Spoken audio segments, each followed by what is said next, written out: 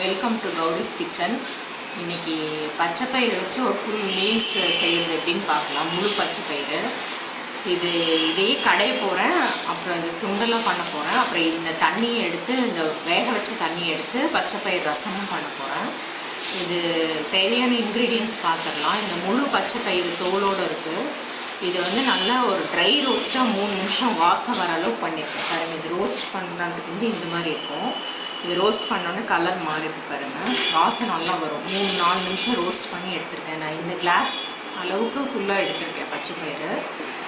அதுக்கப்புறம் அதுக்கு தேவையான கடையிறதுக்கு தேவையானது சன்ஃப்ளவர் ஆயில், சின்ன வெங்காயம் 10, சிகப்பு மிளகாய் ஒரு 4-5 வந்து உடச்சி விதையெல்லாம் எடுத்துகிட்டு வச்சுருக்கேன்.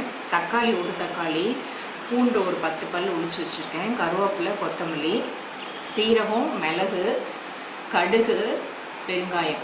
இது கடையிறதுக்கு இது தேவையானது.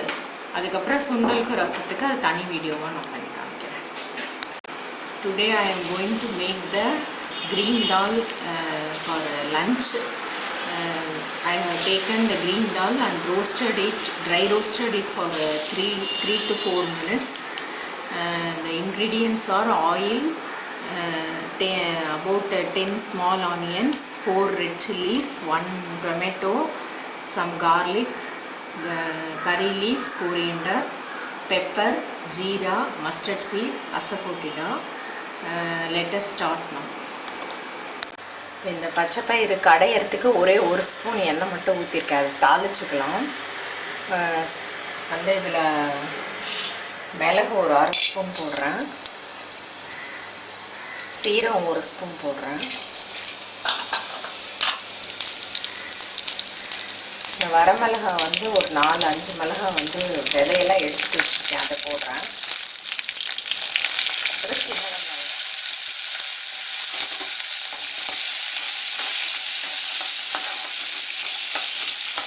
இது வந்து சாப்பாட்டுக்கும் நல்லாயிருக்கும். அதுக்கப்புறம் நான் அதையே நைட்டு வந்து கோதுமை தோசைக்கோ இல்லை சப்பாத்திக்கோ ஃப்ரைட் ரைஸாகவும் நம்ம வச்சுக்கலாம். மத்தியானம் லஞ்ச் பண்ணிவிட்டு மீதி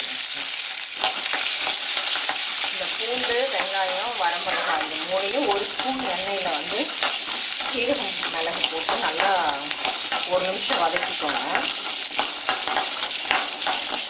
இப்போ வந்து தக்காளி, அந்த 1 தக்காளி இருக்குல்ல, அதை ஆட் பண்ணுறேன்.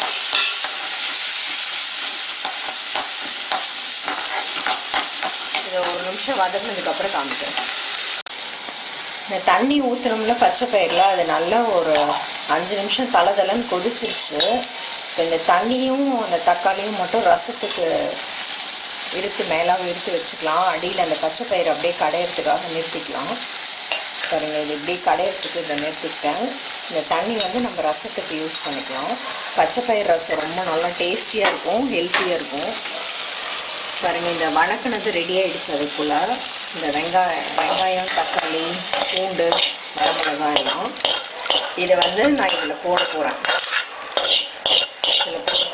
I have fried all the ingredients: onion, tomato, red chilli, pepper and jeera, and putting into the cooked green dal. எனக்கு புளி சொல்கிறதுக்கு மறந்துட்டேன் நான். இன்க்ரீடியன்ஸில் புளி ஒரு 2 இன்ச் அளவுக்கு புளி இதில் போட்டுக்கோங்க. சப்போஸ் நீங்கள் ரைஸுக்கு பண்ணுறதா இருந்தால் இது நல்லாயிருக்கும். இது சப்பாத்திக்கு மட்டும் பண்ணுறதா இருந்தால் புளியை கொஞ்சம் குறைச்சிட்டு தக்காளி அதிகம் பண்ணிக்கோங்க. ரைஸ்க்குங்கிறதுனால கொஞ்சம் புளி இருந்தால் தான் நல்லாயிருக்கும். இது வந்து ஜஸ்ட் ஒரு 2 நிமிஷம் இந்த பூண்டு, இந்த வெங்காயம்லாம் இந்த நல்லாவே கொதிக்கட்டும் கொஞ்சம் தளதளன்னு.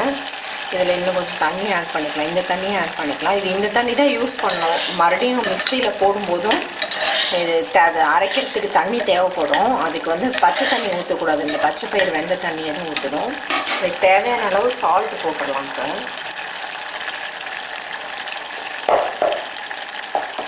இது ஒரு 2 நிமிஷம் கொதிச்சோடனே ஆஃப் பண்ணிவிட்டு நல்லா ரூம் டெம்பரேச்சர் வந்தோடனே மிக்சியில் வைப்பரில் போட்டு அடிச்சுக்கோங்க, இல்லைன்னா கடைஞ்சிக்கோங்க. மேஷ்வரை வச்சு கடைஞ்சிக்கோங்க.